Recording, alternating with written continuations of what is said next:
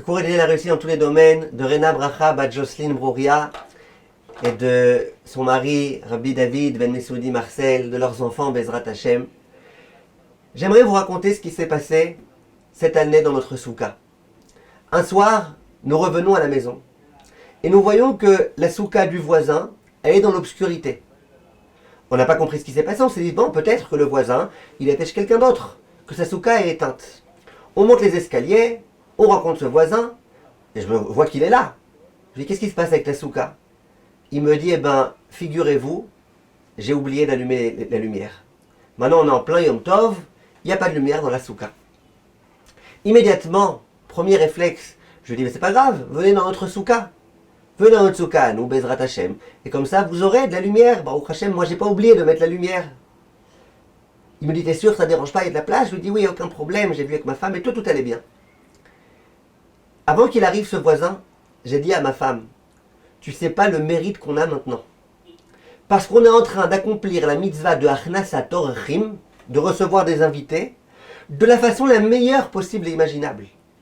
Parce que les décisionnaires, ils disent que lorsque j'invite des amis, lorsque j'invite des voisins, lorsque j'invite chez moi à la maison des gens qui ont ou être. Alors c'est vrai que c'est sympa, ça s'appelle un petit peu Achnasat Orchim, mais c'est pas vraiment ça, recevoir des invités chez soi. Le Chafetz Chaim, il dit recevoir des invités chez soi, la mitzvah de Horaïta, c'est quand il y a des gens qui arrivent dans un village, ils n'ont pas où être, ils n'ont pas de maison, ils n'ont pas où passer le repas, et que moi je les reçois chez moi. Et bien là, c'était un petit peu le cas. Ils n'ont pas de soukha. Ils ne peuvent pas manger dans la soukha complètement dans l'obscurité, il n'y avait aucune lumière. De recevoir des gens à ce moment-là, c'est la mitzvah extraordinaire de Achnasat Orchim. Pourquoi je vous dis tout ça? Parce qu'il y a quelque chose auquel on ne pense pas suffisamment. Les Chachamim, ils disent, les grands de la génération, ils disent que la mitzvah de Achnasat Orchim, aujourd'hui, comment on peut l'accomplir de façon exceptionnelle? Quand je suis en voiture et que je vois un juif qui est en chemin vers la synagogue, que je vois un ami qui est avec des courses comme ça très lourdes, qui est en train d'attendre le bus, qui fait très très chaud, qui fait froid, il est en train d'être mouillé, et moi je suis tranquillement dans ma voiture avec la climatisation, avec le chauffage, et je pourrais très bien m'arrêter, oui, ça prend un petit peu de temps, de s'arrêter, d'ouvrir le bagage, de faire rentrer, quelquefois de faire un petit détour. Ça prend quelquefois un petit peu de temps.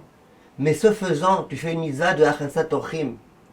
Lui, il n'avait pas où être. Il est sous la pluie maintenant. Il est en train de crever de chaud. Et toi, tu viens et tu le prends. Et dans ta voiture, tu accomplis la mitzvah de Achnasat Orchim. Rav Zilberstein, il dit que les grands de la génération, ils ont dit que c'est l'une des façons optimales aujourd'hui de pouvoir accomplir cette mitzvah. Alors bien sûr, si quelqu'un a une voiture et que toi tu le dépannes en le prenant dans ta voiture, c'est peut-être pas la vraie mitzvah, parce qu'il aurait très bien pu voyager avec sa propre voiture. Mais quand il n'a pas de voiture, quand il est avec des courses très très lourdes, eh bien c'est la mitzvah. Et je me souviens, cette année, je voulais un petit peu renforcer ma soukha. J'ai été acheter des espèces de grands bâtons comme ça, de grandes lattes en bois. Elles mesurent chacune 4,20 m. Et j'avais besoin de aussi longues. J'étais comme ça avec 6 lattes. Et j'étais en train de sortir de l'endroit dans lequel je les ai achetés. J'avais en plus un caddie parce que j'avais acheté d'autres choses. Tous les messieurs qui étaient là-bas, les vendeurs, ils m'ont dit mais comment tu vas faire pour entrer à la maison? Je dis ça va, c'est pas grave, j'habite pas très loin, j'habite à un quart d'heure. À peine je commence à sortir et je vois que vraiment c'est impossible, c'est très très très très lourd et c'est très grand et c'est très difficile à gérer. Il y a un ami qui passe et qui me dit comment tu rentres à la maison? Je lui dis à pied, il me dit en d'avoir casé, impossible. Je te prends dans ma voiture. Et voilà comment il a ouvert sa voiture, il a ouvert la fenêtre, il a ouvert le bagage pour que tous puissent rentrer, etc. Il a consacré du temps et il m'a aidé.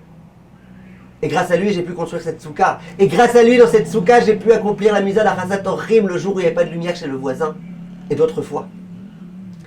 C'est ça la mitzvah de Achnasat Orchim.